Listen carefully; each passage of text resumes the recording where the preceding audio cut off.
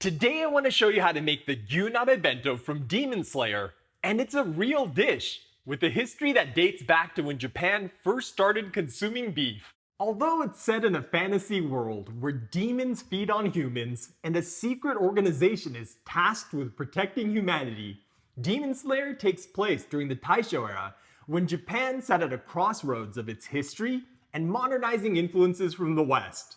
I won't spoil the story in case you haven't seen it, but this ekiben plays a major role in the story, and as Rengoku says, it's Umai.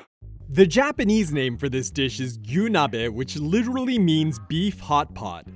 Although Gyudon is a descendant of Gyunabe, the original is closer to sukiyaki in preparation, with thinly sliced beef simmered in sweet soy sauce with thick scallions and tofu.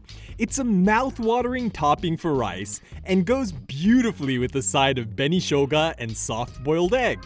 Looks good, right? Let's start with a look at our ingredients.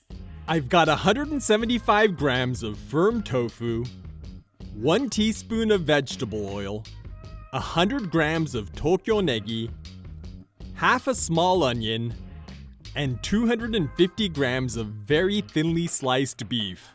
For the braising liquid, I'm using a 1/4 cup soy sauce, a 1/4 cup mirin, a 1/4 cup sake, and 2 tablespoons of sugar. Finally, to assemble the bento, you'll need 2 servings of cooked short grain rice, some benishoga or pickled red ginger, and an ajitsuke tamago, for which I'll include a link to my recipe in the description.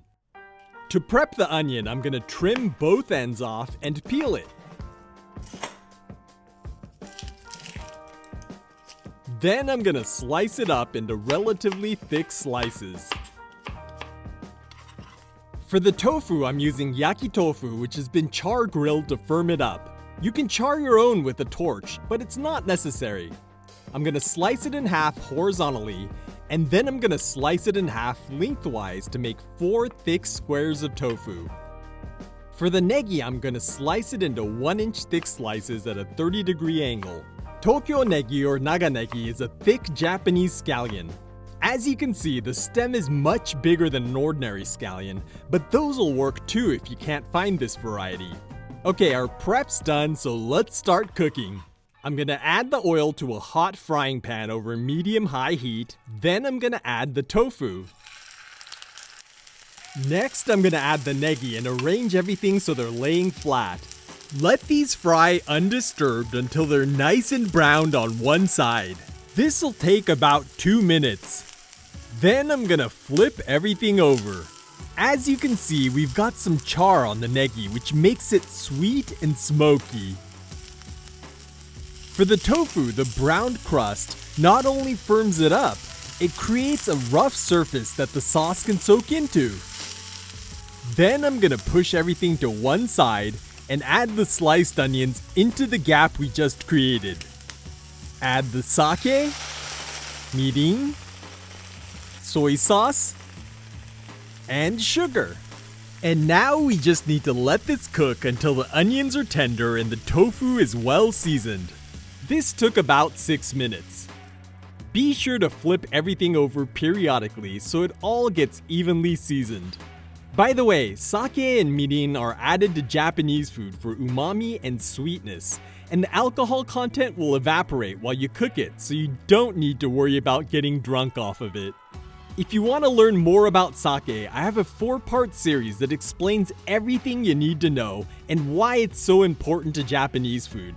I'll include a link to the first video in the description down below. Once the onions are tender, go ahead and add the beef and stir it around until it's cooked through. By the way, I'm using beef sliced for sukiyaki, which you should be able to find in Asian supermarkets. But if you don't have one nearby, you can partially freeze a steak and then use a sharp knife to slice it into pieces that are about the thickness of a credit card. Because this style of beef is pretty tender, you don't want to overcook it or the meat's gonna get dried out and tough. As soon as there are no longer any pink areas, your gyunabe is good to go. Before we assemble our bento, I want to thank my supporters who helped to make this video possible.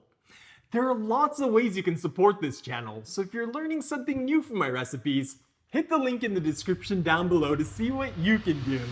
To pack my bento, I'm gonna add a layer of rice across the bottom of the bento box. Then I'm gonna add the gyunabe on top of 2/3 of the rice. Make sure you get the beef nice and coated with the sauce so it's able to season the rice underneath. Then I'm gonna add some beni shoga along the top left edge of my bento box. Now I'm gonna stagger a piece of tofu over the ginger. I'd originally planned to add 2 slices of tofu, but my bento box is a little too small, so I'm gonna move on and add some braised negi. Finally, I'm gonna add half of a soft boiled egg, and our Demon Slayer Mugen Train bento is done! To complete the look, I'm gonna cover my hinoki bento box with its lid, and then I'm gonna wrap it up with the decorative cover used in the show. Okay, I don't know about you, but I'm ready to try this bento out. Let's open her up. Oh, it smells so good and it's really beautiful. All right, itadakimasu. Let's get a bite of the beef with some onions and rice. Umai! The onions are so tender and sweet, and they go really well with the savory sweet beef. All right, let's get some of that scallion and the tofu. Oh, that scallion is so good. It just melts in your mouth, but it's nice and sweet.